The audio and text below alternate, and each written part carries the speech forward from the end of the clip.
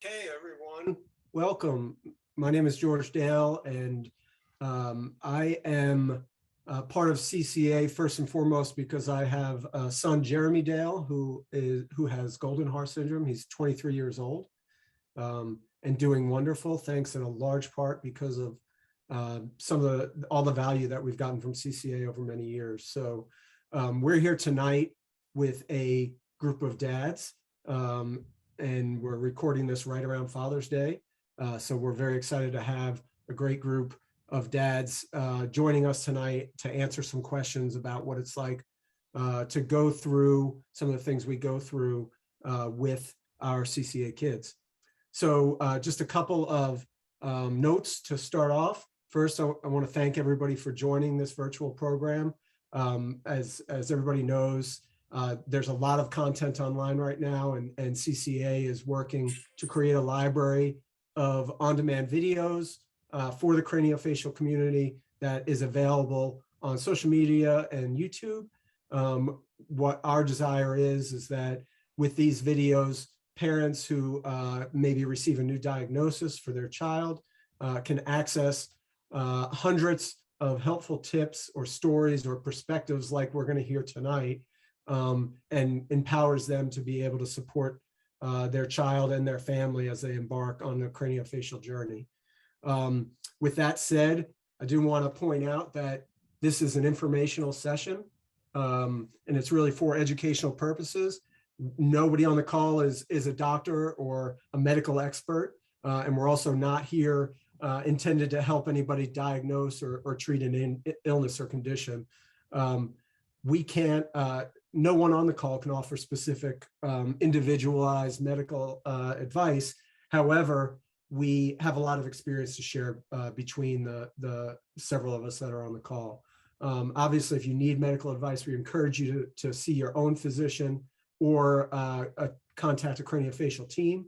And then finally, just understand that we are all individuals on this call, and we all have our own thoughts and opinions that we're going to express to you tonight.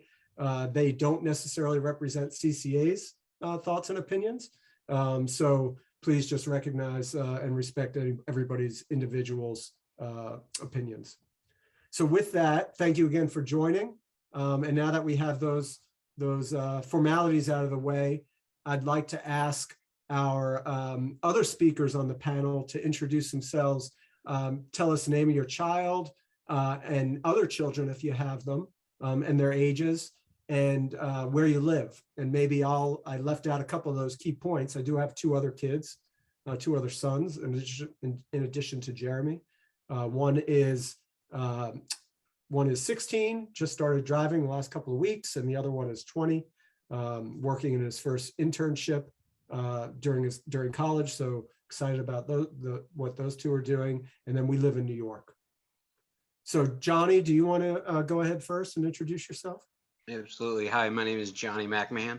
My wife is Jessica. We have three boys. Hunter is 16. Griffin, who is our affected child, he has Golden Heart syndrome as well. He's 13. And Hudson is 8. We live just outside of Detroit, Michigan. And we have been affiliated with CCA for about the last 5 years, I think we've been involved. So, and we love it and appreciate it, and didn't know we needed it until we found it. That's great. Great. Thank you, Johnny. Bill? Sure. I'm Bill Mecklenburg. My wife is Christine Condino Mecklenburg. We have two daughters, Tachi, who's 36, and a grandson through her, Gabrielle. And then we have Morgan, who was born with craniosynostosis, and she's 15 years old. We live in California. We found CCA when Morgan was born because we had never heard of craniosynostosis before, and did an internet search. And the first thing that popped up was CCA. We called, started asking questions, and realized that was going to be an organization that would guide us for life, and created incredible friendships, and are forever indebted to the association for giving us hope at a time of need and giving us guidance throughout. Great. Thanks, Bill. And Bill, like me, is also on the board, a longtime board member, so he's done a lot to serve the organization as well. Greg? Yes, my name is Greg Daniels. My wife is Abby Daniels. We have two kids. Our daughter Madeline is 10 years old, and she was born with Treacher-Collins syndrome. And we have a son, Gregory, and he is 7. We live in California. I was introduced to CCA by Bill, and much like Johnny, did not know that we needed it until we found it. And now, we've got people that we feel are like family to us, and the organization has helped us a lot. Great. Thank you. Dan? Hi, Dan Paulson from Fargo, North Dakota. My wife, Denise, and I have 2 children. Emily is almost 32 years old, and she has Treacher-Collins syndrome. And we have a son that's going to be 29 in a week or so. So, of course, Emily being almost 31, she was born before the internet was even a thing. So when she was born, it was a scramble. And I will never forget the phone call from Shar in Emily's first month, and how good it made us feel that we aren't alone. Just very, very thankful for CCA. That's great. Yeah, and Shar Smith is who Dan is referring to. She was the executive director at the time, did amazing things to help the organization grow throughout the years. And Dan also is a former board member, so did a lot in the early years of CCA to really help grow the organization. So thanks for all you've done, Dan. And then I think we've got Jerry online now. You're on mute though, Jerry, so you might have to come off mute. Okay, can you hear me now?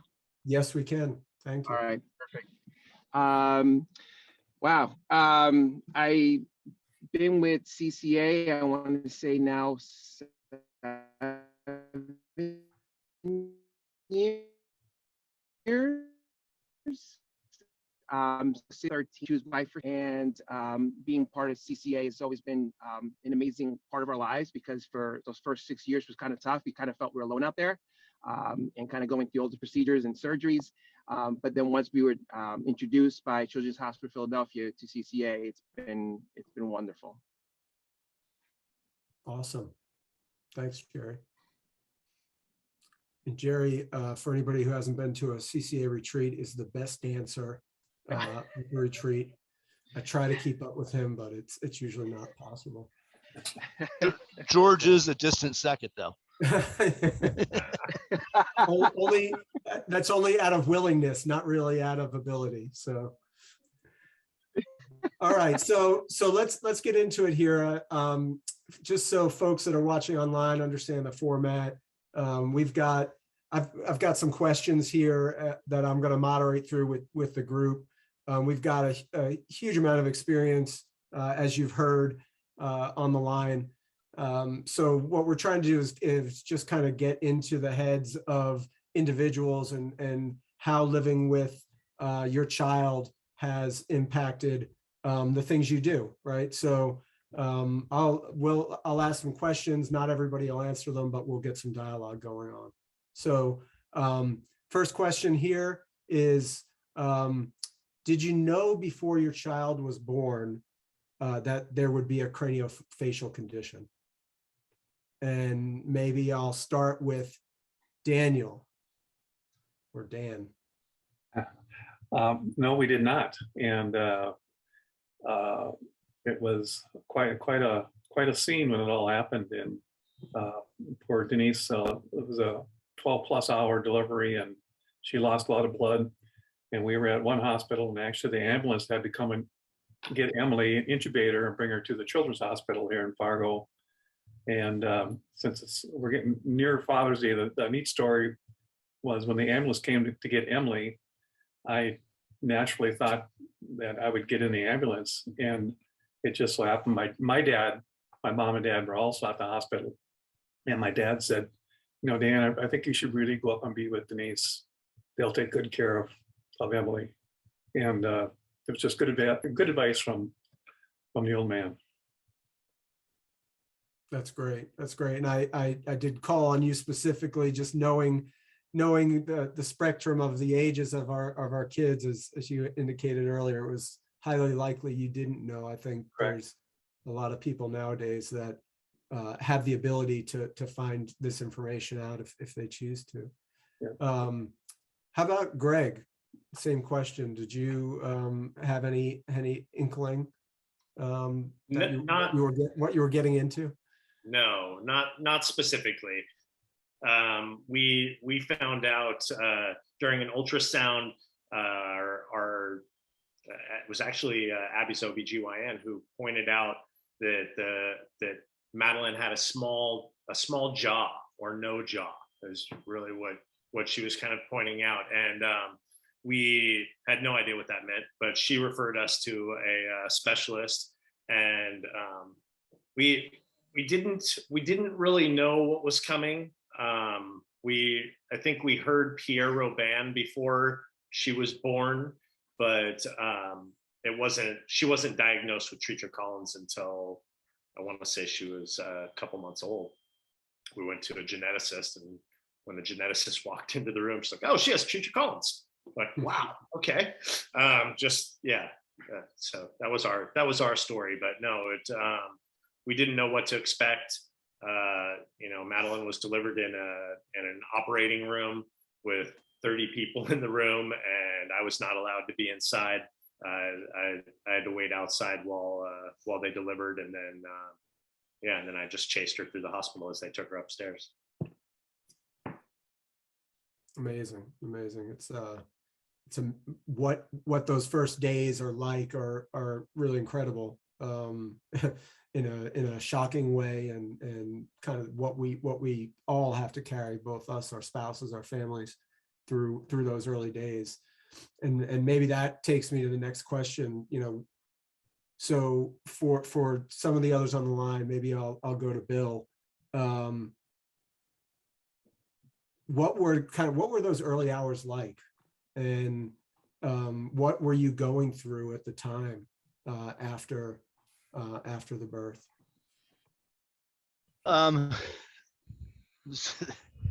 They're difficult. I mean, and confusing. So Morgan was born, and it was thankfully it was a C-section, so there weren't further complications with the birth. So that was just ones that planned from that perspective, but worked out. But as soon as she was born, they knew there were issues going on, one of which she wasn't breathing. So, as soon as she was born, instead of saying, look at this beautiful baby and stuff, they rushed around, and I looked at my wife, sort of with Dan and his dad, they were going through, where I said, where do I go? She said, go with the baby, just I'll be fine. And so went over and was praying that she could breathe again, and she did, and so that was wonderful. And then they took her to the NICU, and my wife was still in recovery. So I was with her, and knew there were some facial differences that were quite apparent to me, but not sure what was going on. And the doctor working the NICU came over and told me that she was pretty certain that Morgan had Down syndrome. And I'm in insurance. I'm pretty statistically sound on things, and because we were older parents, we had gone through all sorts of a battery of tests and said, well, statistically speaking, this is virtually impossible, because it's a 1 in 1,543 chance that she has Down syndrome. and little did I know it was 1 in 5,000 for craniosynostosis. And if you look at the Golden Har or Treacher Collins or something like that, it's just exponentially higher than that. So I look back at myself and laugh at that comment. But and we would have been fine with any condition that Morgan was born with. But then it was a matter of going to the recovery room and seeing Christine, and I was trying to keep a straight face, and she said I was white as a ghost. Later on, she knew immediately there's something wrong. Probably the most gratifying thing of my life, though, was when we were able to roll Christine over to the NICU, and she held Morgan for the first time. She saw nothing wrong. She just said she's the most beautiful baby I've ever seen in my life. And that's sort of you difference between us dads and moms. She saw all the beauty, and I saw all the concerns. But then there was quite some time before the original diagnosis to actually in the hospital. It was Rex Hospital in Raleigh, North Carolina, which was a pretty good sized hospital, had a NICU and everything else. But apparently we were the first case of craniosynostosis there. So one of the other NICU doctors, after a couple of days, said, you know what? He was feeling her head and said, I have a feeling what this is. And literally, you go to the internet and all that kind of stuff. He went to his basement, found a book from medical school, researched craniosynostosis, said, I'm pretty sure this is what it is. Came in and, we got further tests done and then realized this is what it is. And then the journey began of trying to figure out, is there a syndrome associated with it? Who are the best surgeons in the world to handle this? How are we, what's the future life look like, which I'm sure we'll cover along the way. So I won't go into all of that right now, but it was a trying time. And it's actually, Christine and I talk about probably our most gratifying moment. Usually you say when your child is born is the best day of your life. And instead that was a really tough, confusing day. After her first surgery and knowing that her original condition was corrected was actually, and the first time she opened her eyes was the most gratifying day of our life, because we said, she's here, she's healed, she's going to be wonderful. That's great. That's great. And I saw a lot of head shaking when affirming when you said that Christine came over and said she's beautiful. Right? I see a lot of people had very similar experiences from our panel here. So, Jerry, maybe I'll ask you the same question. What were those first hours like for you guys? For us, it was very confusing because we didn't know that she was going to be born. As the first question, we weren't expecting that. The first thing the doctor said was, "Will you guys tested for Down syndrome?" I said yes. Everything came back fine. He said everything's good. She's breathing. It's just there's something different. We don't really know what it is, but she's fine. You can come over and be with her. Sydney, Virginia had a C-section as well. And so I went over and I'm almost kind of the same thing of was concerned, but I saw the most beautiful thing in my life. I was just like, oh my God, this is mine. And I kind of saw it that way. But I did notice there was something different. And I don't know, I think I was kind of like, I think we're going to be okay, kind of went through my head. And then came how am I going to tell this to Virginia when she's still recovering and going through that part of it. Then after I was able to tell her, and they kind of told us they think it's possibly Pfeiffer just based on the shape of her thumb. So I was like, okay, it's kind of all right if you're basing it on that. But we were just very concerned as far as what to expect for her. But all we kept saying was, we're just going to love her. We're just going to love her and just do what we got to do to help her, or if there's anything we can do at this point, and just be there for her. That's all we kept thinking, was just loving and being there for her, and we'll figure the rest out. That was kind of our first thoughts. That's great. Thanks for sharing that, Jerry. I want to go back to a point that Dan kind of pointed out in his story, with and talk a little bit about our partners. So obviously we're talking now about all those trying times in those first couple of days, a lot of the questions that come through, all the various emotions. And then, as Dan pointed out, the mothers of our kids went through a hell of a lot without the information that our kids were born with a craniofacial condition. So I'm just wondering, how did you support your partner during that time? And what was that interaction like? Dan talked a little bit about going back to his wife. Maybe Johnny, do you want to talk a little bit about that? What that was like for you guys? Sure. It was a similar situation. We knew a little bit about what was going on. So we knew tetralogy of Fallot is a heart condition that is often associated with golden heart. So we were ready for some of it, and some of it we were not. We didn't know anything about the facial conditions. That was all a surprise. So in the actual NICU, we were learning details as fast as we could, And I was trying to be the relay between doctors because my wife was still in the room, and I was getting to go to the NICU and relay information, and the doctors still weren't even sure for a couple of days what golden heart can be tricky to diagnose because it is so, it can vary quite a bit. And Griffin is he's not super severe. He is more of a moderate case. And so the geneticists were struggling to identify what was going on. So I'm not the most organized. My wife is an absolute beast when it comes to details, and I have ADHD. So the roles should have 100% been reversed, and we would have been way more organized. So I was doing my best to fill her in on what was going on and research as fast as we could what was going on. How supportive I was, I'm not sure. I was doing the best that I could at that time.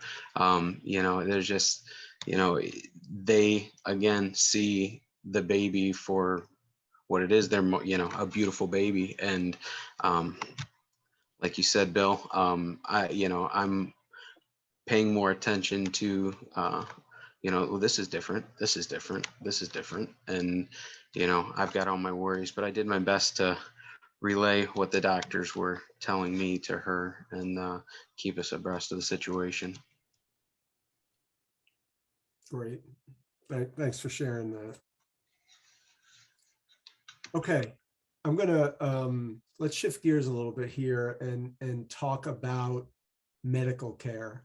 So we've spent the last few minutes talking about kind of the early days, but for most of us who have kids with craniofacial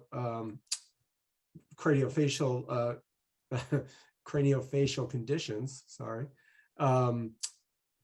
there's a long road that happens with medical procedures, surgeries, and things like that. So I'd like to ask, maybe Dan, you can start. Who was there a primary person who engaged with the medical team as you worked through some of the things that had to happen with Emily as she was growing up? You mean between Denise and me? As far Yeah. Yes. Yeah. Denise had a professional job before having Emily too, and she tried to go back to work and just missed Emily too much. So, we decided that she would, stay home and take care of her. So she did a lot of that kind of work. I happened to work for physicians, and so I had contact with them, and they're the ones that went down to the basement and started looking at books and trying to figure out what was going on. And then, in fact, I noticed one of the panelists is from Detroit, Michigan. We were referred by Shar, a good doctor to go see was Ian Jackson, one of the pioneers from London, had moved from London to Minneapolis, then to Detroit. And so once we figured out that it was going to be Dr. Jackson, it was going to be the physician, again, the day-to-day stuff and the medical records transfers and all that kind of stuff, that all fell on Denise. And I don't know how she did it all because back then, again, there was no internet. So it was yeoman's work for all she did. Yeah, to think about the amount of information that's available to folks now and how daunting it is still to have a diagnosis, whether before or after birth, and then to think what you all had to go through, it's really remarkable. And or like a CT scan. I mean, there could have been 100 sheets of film that had to be mailed to Detroit so that he could look at them. So that kind of stuff. Yeah, it's amazing. And now, people are showing their CT scans on their cell phones because the doctors can transfer them to them almost as soon as they're done. Right. So it's amazing. Great. Thanks for that. Greg, do you want to answer the same question? How do you guys deal with interacting with the doctors and the medical teams? Well, between yourself I would and your I wife? would say similar to Dan. Abby left her job at the point that Madeline was born, and a lot of it fell on her. I tried to be there as much as possible and to be at doctor's appointments as much as possible, but gosh, when you talk about all of the hours that go into it, even dealing with insurance companies and getting on the phone with the hospitals over a bill that was wrong or anything like that, it's a lot of work. And right after Madeline was born, I was in the process of opening a brand new restaurant, and we were there every day in NICU while Madeline was there for the first 5 weeks of her life. And it was back and forth about 40 miles between the restaurant that I was opening and the NICU. And once she was born, we tried to juggle things as best as possible, being so far away. Abby would come up with Madeline and stay in a hotel near the restaurant, and just so that we could get more time together. It's the medical care. And I think that some of this isn't really the topic, but even just the daily medical care of your children. Madeline had a tracheostomy, so suctioning her and keeping her clean and feeding her through a feeding tube and all of these things that nurses do, frankly. We had to do, and my wife definitely took the brunt of that, and it was a lot of work. Yeah, I can imagine. I know for us, we Christine stayed out of work for a short while Jeremy was in the NICU for 6 or 7 weeks. She did eventually go back to work part-time and then transition to full-time, and all of that maintenance that you're talking about there, Greg, was incredible. And then we also went through the decision of how do we turn that care over to somebody else so she can go to work. So, feeling comfortable with nurses coming into our house and things like that, which we started before she went back to work, because for a while he needed night care. But those are all challenges that a lot of people have to go through, and they're life-changing events for sure when we're working through that. So I want to just interject one thing on Greg. please. Having known him, and how do you give back to those that cared for you? I don't know the exact statistics, but I think at least during the holidays, but I think throughout the year, you provide meals for kids, for the families of people that are in the NICU at Chalksville. Is that the case? I was doing that for quite a long time. Yeah, we were providing meals for the families in NICU once a month from the restaurant. So yeah, we would drop off food at Children's Hospital Orange County, and we'd bring enough food for about 25 parents, and whatever the parents didn't eat, the nurses had. So it was that was a fun thing to do. It felt like a good way to give back. I know that when we were in NICU every day, little things like that really meant a lot. That's awesome. I wasn't aware of that, Greg. That's very cool. Okay. Bill, and still kind of along the lines of medical procedures, has Morgan been engaged in decisions about her medical care? And if she has been, when did you decide to start letting her have a say in what happened? Yeah, so Morgan's somewhat unique because she only had craniosynostosis and not a syndrome associated with it. So most of the parents, dads on this call, or the parents that are watching this call, are going to face dozens of surgeries throughout life, right? By the time you're 10 years old, you've had 15 to 20 surgeries. And by the time you're, when you get into your mid-teens or late teens, then some kids say, yeah, I've had enough. I'm happy with who I am and how this is working, or I don't want to do this. Or others say, yeah, let's go for it. I want to do this, that, and the other thing. And I need this to be able to happen for it. So we just had 2 surgeries before Morgan was one at 9 months, one at about 11 and a half months, and then one when she was 4 years old. So she didn't, she wasn't in a position to make those decisions. And, so thankfully her bones have not grown back in a way that would require additional surgeries. There's a couple of cosmetic things that, she has some ptosis in the eye and, some other things that are very cosmetic at this stage. And we just, she's noticed them obviously and said, why is this? And I said, it's kind of the way you're born and it's wonderful. And God wanted you to be that way. But if you want to change later, you can make that decision. But, for right now, let's get through high school and we'll deal with that. But basically anything, as long as it's not medically critical, she'll be absolutely engaged in that decision going forward. But I have to say that, we're in a different spot than a lot of folks in CCA. So probably better ask for some parents have had to deal with more and kids. It got to the point where it was time for them to make those decisions about themselves. Right. Okay, great.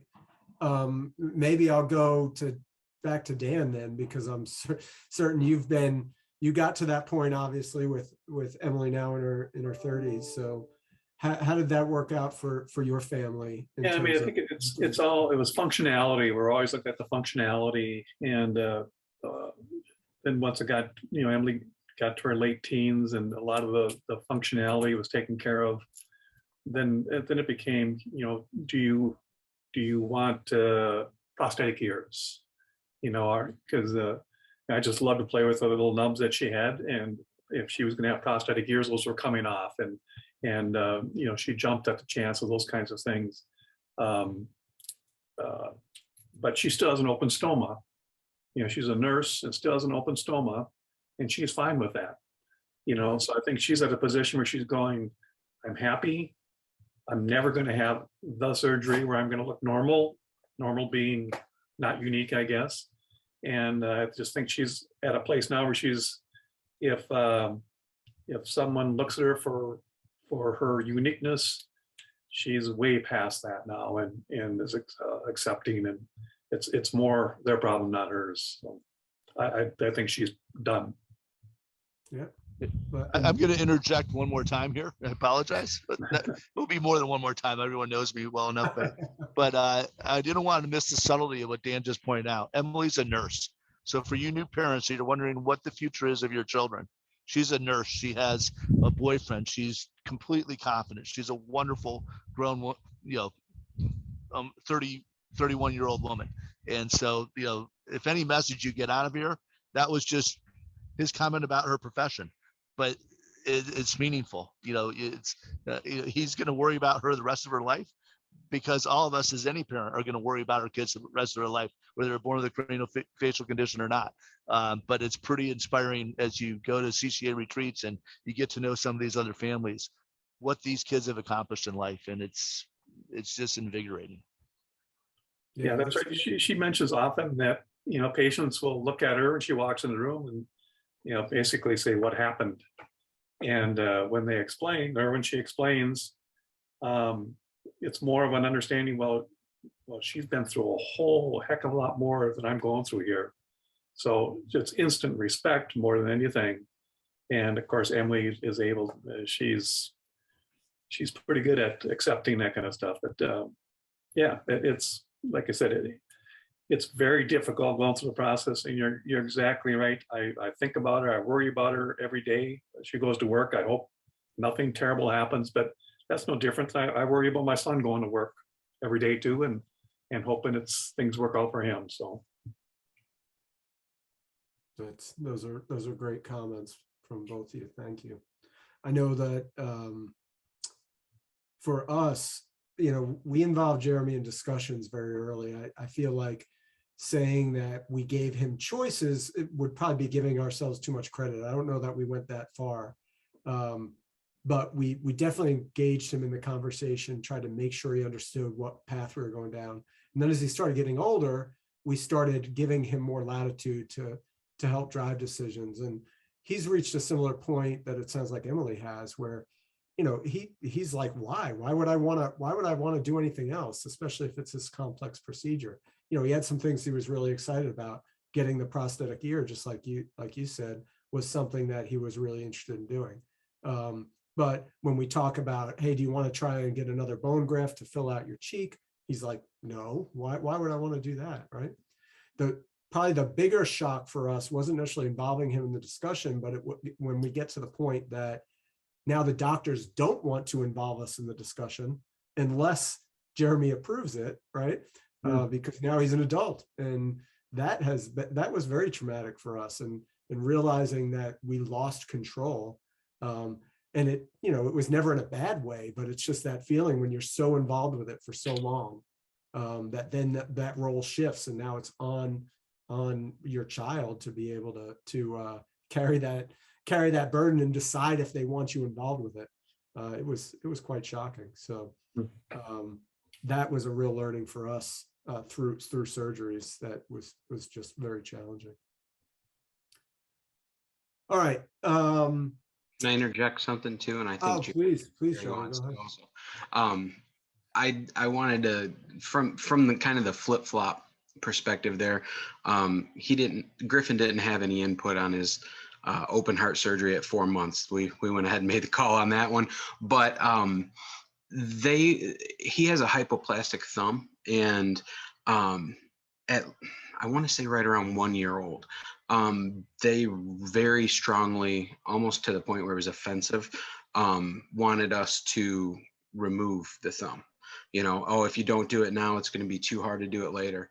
And we just felt like this might not be our call to make just yet. This might need to be his call later on. And we struggled with that. And at 10, just a little bit before 10 years old, I believe, he said, no, I don't want to take my thumb off.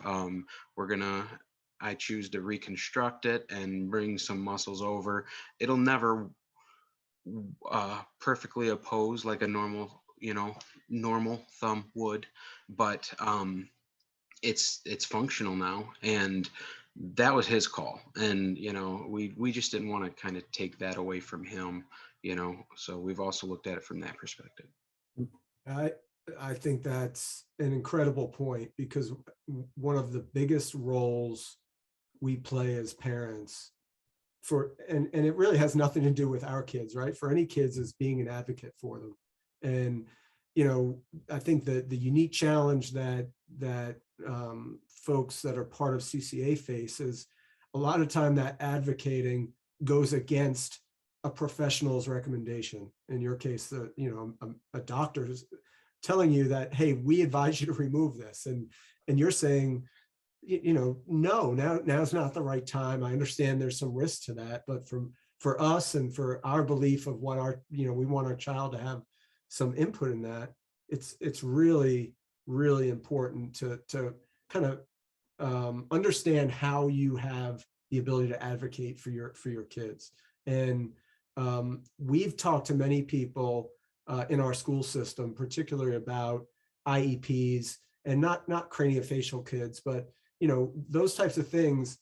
You have to be able to advocate for yourself, or recognize that you're not comfortable doing that, and bring somebody in who will. So maybe that's a really good lead in to shifting a little bit to school, because I'd like to understand. Hey, George. Yeah. Jerry wanted to say something a while back. Oh, so I I'm sorry. He lost it. Yeah. Go ahead, Jerry.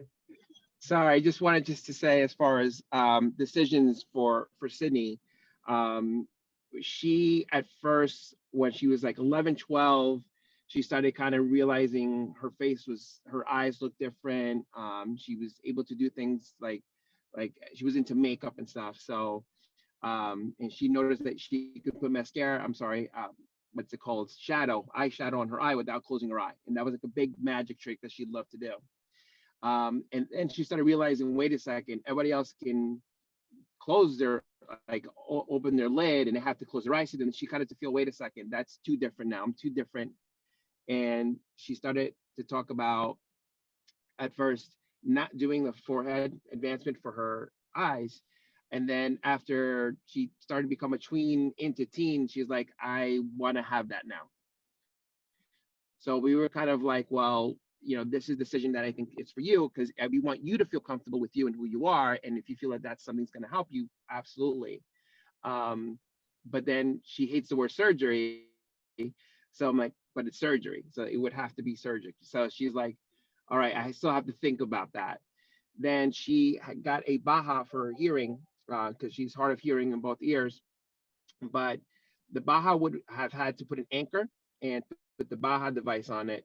But I felt like, well, technology has advanced so much that I didn't want to put an anchor on her. And then later on, oh, we have something better, faster, easier to help her hearing. And then we can't do it now because she has an anchor. So that was one of the, to say to doctors, let's just wait. And I'd rather her make that decision when she's old enough to say, yeah, let's just go with the anchor.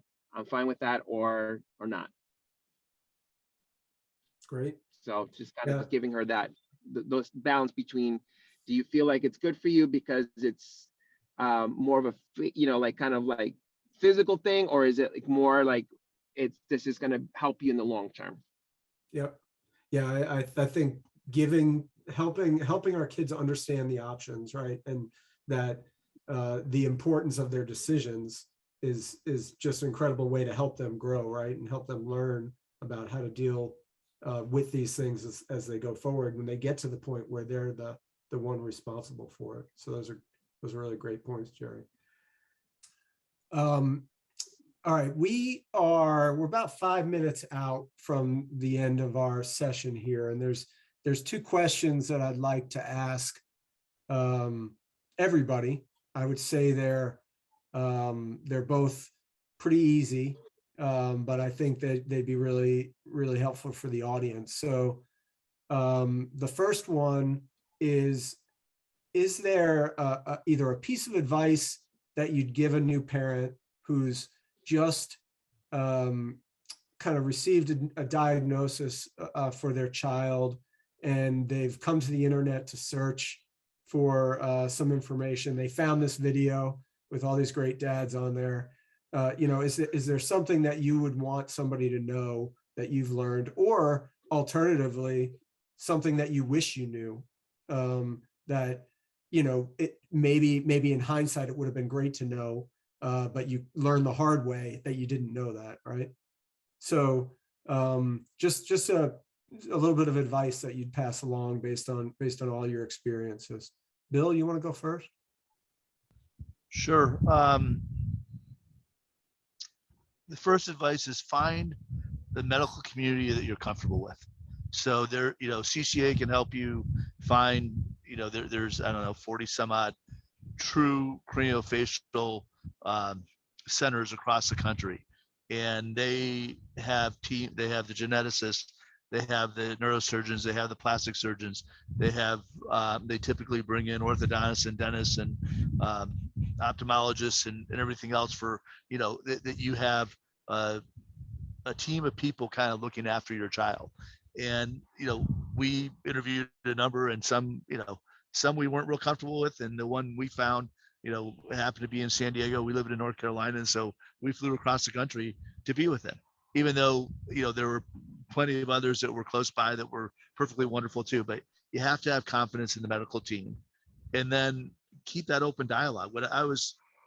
I am to this day shocked at how open they are to us. I still have our craniofacial surgeons his cell phone on my cell phone. If I call him, he says, "Hey, Bill, what's going on?" And it's been 11 years since Morgan's last surgery. And so there's people that really care about you in the medical community, and there's terrific surgeons that aren't specialists in craniofacial conditions. So even though their heart's in the right place and they're skilled, they haven't honed their skills on this, and they don't have the team around them to really develop, to help develop your child to the greatest potential that child has, and have the team that's supporting you on that.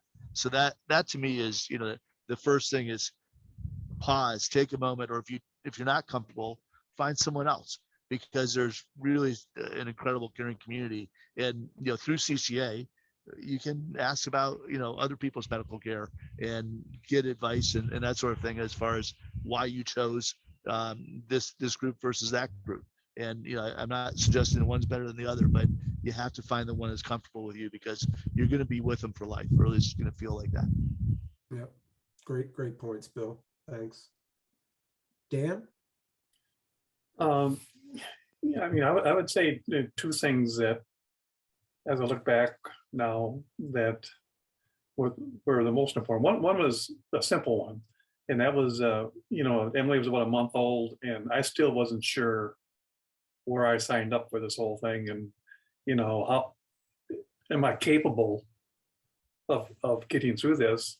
And I've got an older brother who has no children, and he said, "Well, you got to make sure she's loved." And I said, "Well, of course I'm going to love her." And he said, "No, I don't mean that.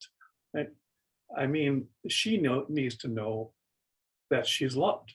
And that's a big difference between loving and knowing that you're being loved. So that's a simple thing.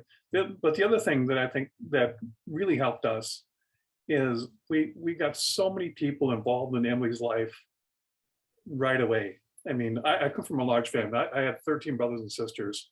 So she instantly had, them and their families and grandmas and grandpas. And then you start making sure the kids get out and meet friends and meet friends' parents as importantly as the friends. So you know what kind of friends they're going to be.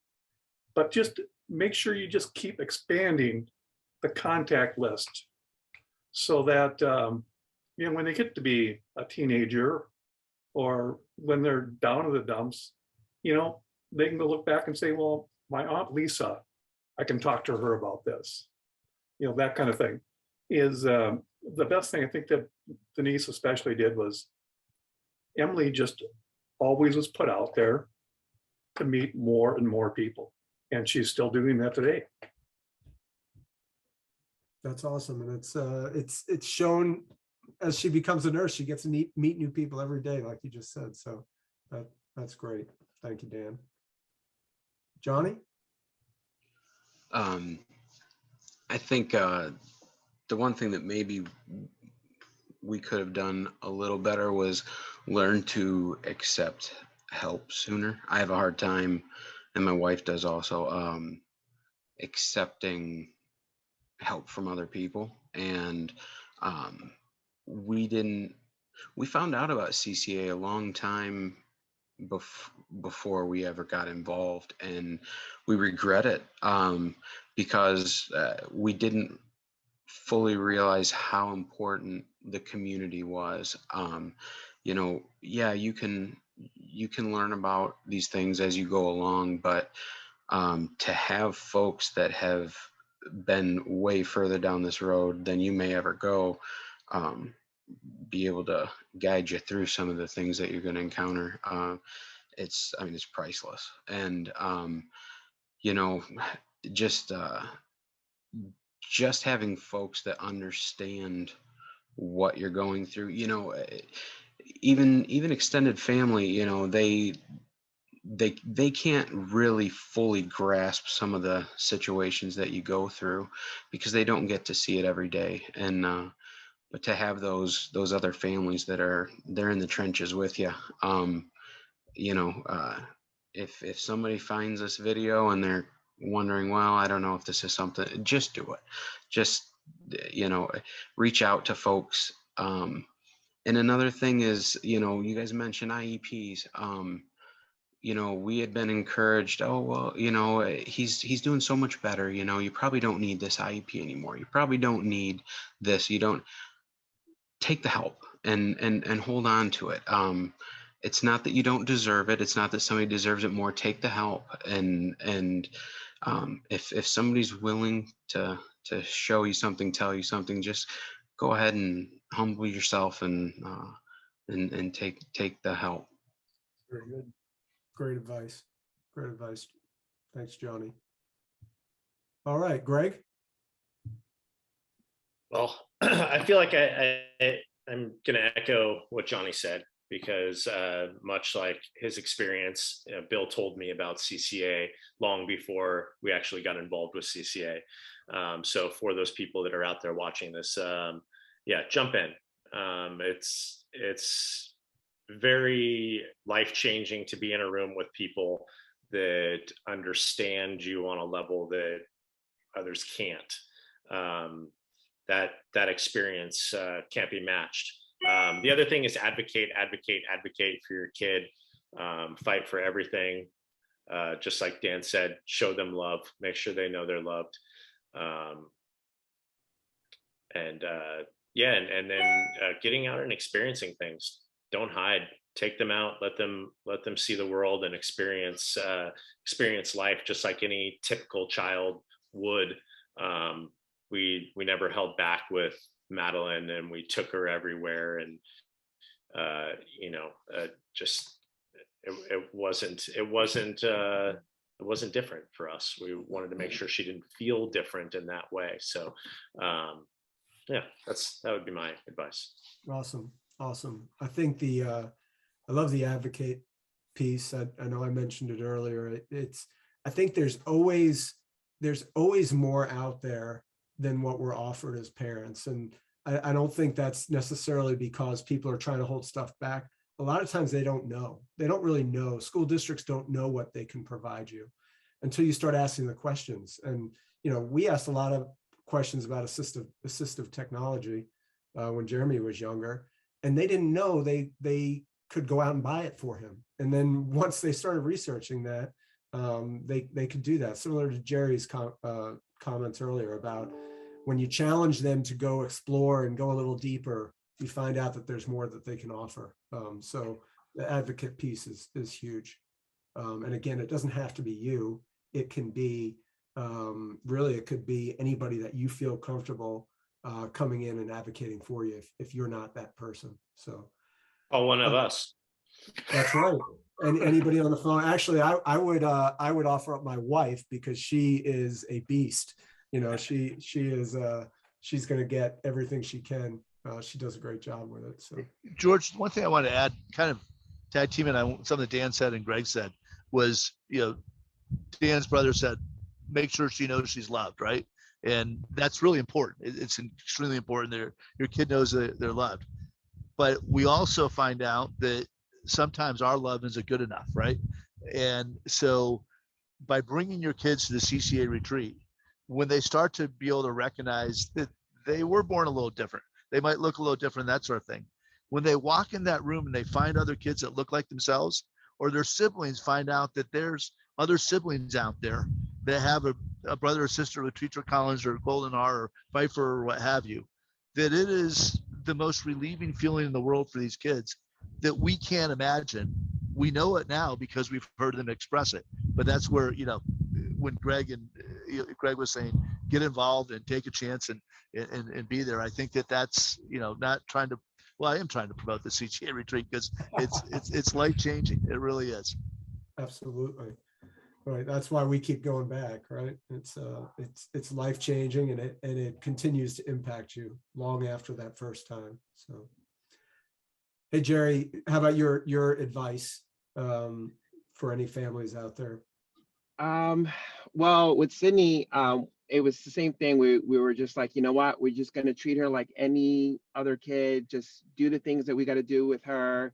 I honestly, at first, I did feel kind of wanting to shelter her from the looks and from questions. And but my mom put it beautifully. She's like, she's a kid, right? Like, she's a kid, and she's going to be a kid for once in her life, So we started to kind of just be like, you know what? Yeah, let's just take her to the park. Let's just take her to the movies. Let's just do stuff with her, and not worry about those things. It's going to come anyway. So we just put her out there. And then I see awareness of it was more of a thing too. More people that saw her, the more people that got to see her, it wouldn't be a shock. It was like normalizing it. Like, she's who she said. And I mean, as you guys know, I wrote a book about Sydney, and it's a children's book, but it's kind of like so that it's out there. People can see that what they're going through, and it's just putting it as far as like, a kid with glasses on or a kid with hearing aid. Like, it just becomes another thing. It's not such a surprise to see anymore. And I think if we can put ourselves out there and be more involved with that, and as you said about loving your kid and loving them for who they are, and that's why I created the mantra. And the mantra of, I'm beautiful, I'm smart, I'm funny, I'm caring, I'm brave, I'm strong, and I believe in me. And I've been using that with Sydney since she was 3 years old, so she can speak, so that she can have that, like, the world is what the world is, and I am who I am. And then just kind of get yourself in it. Don't pull yourself away or hide from it. This is who you are, and that's it. And that's kind of like what we've been installing in her. And anyone watching this, CCA has been such an instrumental part of that, because when we go on retreat and we're with you guys, it literally feels like the world is ours. There's no anyone, I don't know. For me, it was like we walked in together, and we walked in together as a family, and we walk out together as a family, and there's no who has who had what syndrome. Like, we're together. And that's kind of the world that I think we're trying to put out there. And that's what we're trying to do with this. Awesome. I think everybody's kind of heard a lot of recurring themes in that advice, which is, as much as every individual's circumstances are different, there's just so many similarities in what we go through every day. So and you're hearing it now just on what everybody's sharing. So thank you all. I've got this last question, and we're over time. I really appreciate the fact that you guys have hung with us. So this one's a softball. I'm going to lob it up there. And because we're recording this around Father's Day, I just want to ask everybody and give you the chance to tell us what's the best part about being a dad. So Jerry, why don't you start since you have the mic? You're going to make me cry. Crying is allowed. For me, it's been like life-changing, because Sydney has taught me so much about myself and the person that deep inside of me that I am, and she brings it out of me. The good, bad, and the ugly, because sometimes it feels that way, but I don't think I would be the person I am today if it wasn't for her, and working through what she's had to work through, and being there to help build her and build myself and build Virginia up to the point that we're strong enough to deal with this. We're strong enough to be here. She deserves so much. And we like that. For me, being a dad is, I would never trade it for anything in the whole world, not even to be the richest man in the world. This is like, for me, it's just been so life-changing. And it's just, I don't think I'd be who I am without this. Awesome. Thank you. Johnny? Yeah, I echo what you said there, Jerry. It definitely makes you a better person, and it makes me a better person. I think the best part is learning empathy, because I want them to have the best experiences. I want them to have the nicest people around them, and just know love and know happiness. And I think it makes me want to strive to be a better, kinder, happier person, because I want that for them so much. That might sound cheesy, but it's, no cheese at all. No cheese at all. Okay, Bill. Best part about being a dad. Yeah. I'd say that I thought I knew what love was before I was a dad, and I was wrong, because it's amplified to the nth degree. I mean, the moment you first hold your child for the first time, it's a moment that you treasure forever, and it doesn't stop, and it gets better and better and better. And yes, there's challenges, and whether you have a child that has a craniofacial condition, or you have a child that looks perfectly normal, every child's going to have their challenges, and we're all going to get gray hair. Some of the dads on this call have lost all their hair because of it. but there is no greater feeling than being with your child, getting that hug, that love, that kiss, and watching them succeed, and seeing their joy. I mean, you don't experience joy until you've experienced joy through the eyes of your child. And that's, I didn't, it was a long time before I had my first child. So it was wonderful feeling and well worth the wait. And I'm just so grateful that I had that opportunity. Well said. Well said. Thanks, Bill. Let's see, Dan. I don't know how you match what you can say after that one, Bill. That's pretty good. But that's exactly right. I mean, I again, growing up in a big family, my mom and dad were fantastic. But when they're trying to share that limited amount of time with each, but the love that you feel for your children and is unbelievable, and it's so gratifying. And everybody wants their children to be happy and productive, and the prize is every single day, and every single day when I see my kids and I talk to them, I always say, I'm really proud of you, and I mean it. It's just a wonderful feeling. Awesome. Thank you, Dan. And Greg. Oh, okay. Well, it's my favorite thing in the entire world, and I wouldn't trade it for anything. I love watching them experience new things, just seeing whether it's bad or good, being able to see through their perspective and learn a lot of things about myself in the process, and learn about them and who they really are. And it's a very gratifying thing to watch them grow and change and learn. And it's truly my favorite thing. Awesome. Yeah, very similar to you, the whole watching them change and grow. I think when I started out as a young dad, I'm thinking, oh yes, I created these little me's that are going to go out in the world and do great things, and they are absolutely going to do that, but they're going to do it as individuals, not as little me's. And that you realize that, as you just said, you learn as much from them as they do from you. So the fact that we all grow together is just a really amazing thing. And it's a great part about having a family that you can watch grow up together. So that's really good. Awesome. So I just want to say it's amazing that you guys took the time out to do this. I apologize, we went a little over, and I feel like we could have kept going for another half hour, but I want to respect your time. I appreciate each of you. And again, the fact that you were willing to come on here and share your stories, and hopefully, there's somebody out there we're going to make a positive impact on in the future.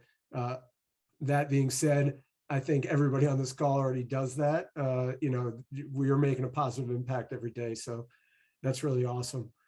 For everybody watching, I want to thank you for joining us. Right now, this was on Facebook Live, but we will be posting it on YouTube later this month. So if either after watching this tonight or in the future, if you ever have any questions, you can definitely reach out to CCA through their Facebook page, or also on their website, ccakids.org. You'd be able to get in touch with the CCA staff very quickly and easily. And of course, if you have specific questions for dads, we'd be happy to help anyone on this call. I'm volunteering them again. I don't think that was in their contract for this call, but we'll go ahead and put it out there that there's a lot of help out there. And to some of the comments earlier, don't be afraid to ask for it, because there's a lot of people who are willing to give it. So thank you again. And thanks to everybody again on the call for joining us. Happy Father's Day, everyone.